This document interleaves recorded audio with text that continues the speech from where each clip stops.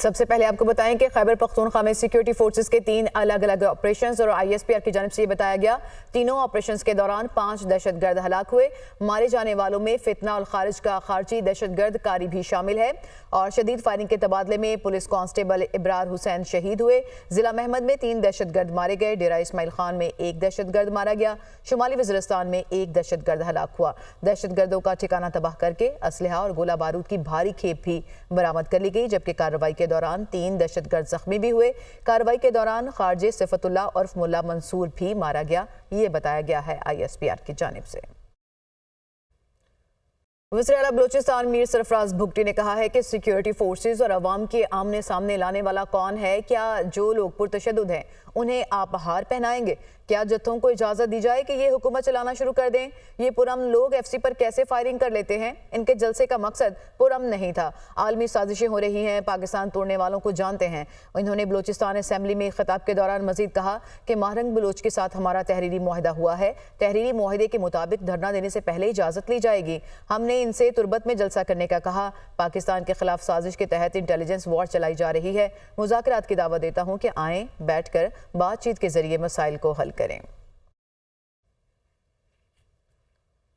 Chief justice को धमकियां देने का मामला है। पुलिस ने नायब अमीर TLP ज़हीरुल हसन शाह को गिरफ्तार कर लिया है।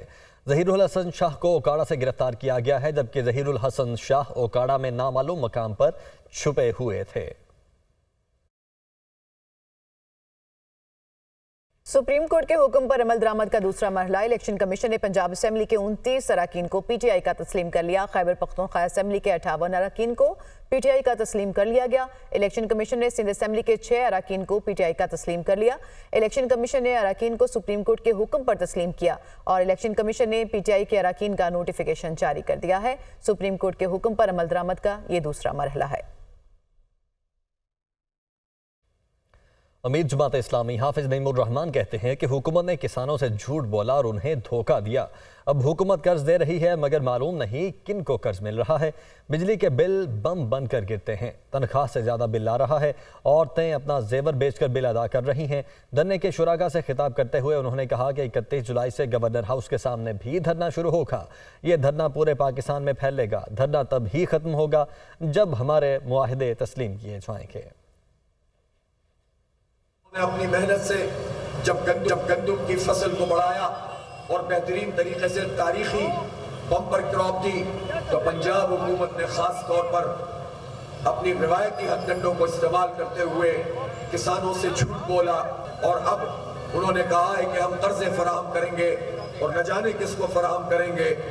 इस तरह उन्होंने किसानों को धोखा दिया। बिजली के जो बिल है ये बम बनकर गिरते हैं। बिल्कुल ये बात ये कोई मुहावरे में नहीं की जा रही, बल्कि ये हकीकत है कि पाकिस्तान में एक बहुत बड़ी तादाद उन लोगों की है।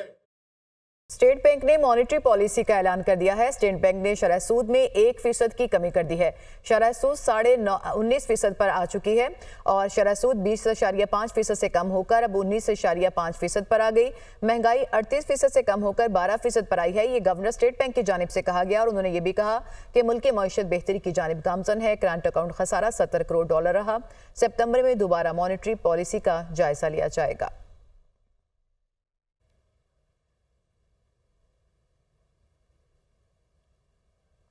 और जनाब, फिच ने तकरीबन 7 माह बाद पाकिस्तान के लिए क्रेडिट रेटिंग में इजाफा कर दिया है। फिच ने पाकिस्तान की क्रेडिट रेटिंग CCC+ कर दी है। रिपोर्ट के मुताबिक फिच ने दिसंबर 2023 में पाकिस्तान की क्रेडिट रेटिंग CCC की थी। IMF से कर्ज मुआहदे के बाद क्रेडिट रेटिंग बेहतर हुई।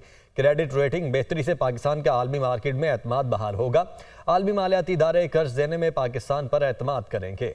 क्रेडिट रेटिंग बेहतर होने से आलमी मार्केट बॉन्ड्स का इजरा बेहतर हो सकेगा।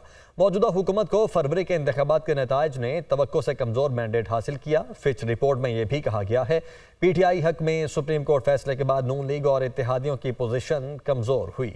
बानी PTI मई 2023 से जेल में है, मगर अभी भी अवाम में मकबूल हैं। अब आपको बताएं कि वज़ीर-ए-आला पंजाब मरियम नवाज ने स्पेशल ब्रांच हेडक्वार्टर्स का दौरा किया। वज़ीर-ए-आला मरियम नवाज ने स्पेशल ब्रांच के 4 प्रोजेक्ट्स का इफ्तिताह कर दिया। वज़ीर-ए-आला पंजाब मरियम नवाज ने डे केयर में मौजूद बच्चों के साथ तस्वीर बनवाई और मरियम नवाज ने लाइब्रेरी में मौजूद 100 साल पुराने रिकॉर्ड का भी मुआयना किया। वज़ीर-ए-आला पंजाब का स्पेशल ब्रांच के DSR आर्काइव में इज़हार दिलचस्पी और वज़ीर-ए-आला पंजाब को स्पेशल ब्रांच की कारकर्दगी से मुतालिक भी ब्रीफिंग दी गई। स्पेशल ब्रांच ने अवाम के जानो माल के तहफ़्फ़ुज़ के लिए काबिल कदर खिदमत सर अंजाम दी। ये मरियम नवाज की जानिब से कहा गया और उन्होंने ये भी कहा कि स्पेशल ब्रांच को तमाम तर वसाइल मुहैया किए जाएंगे।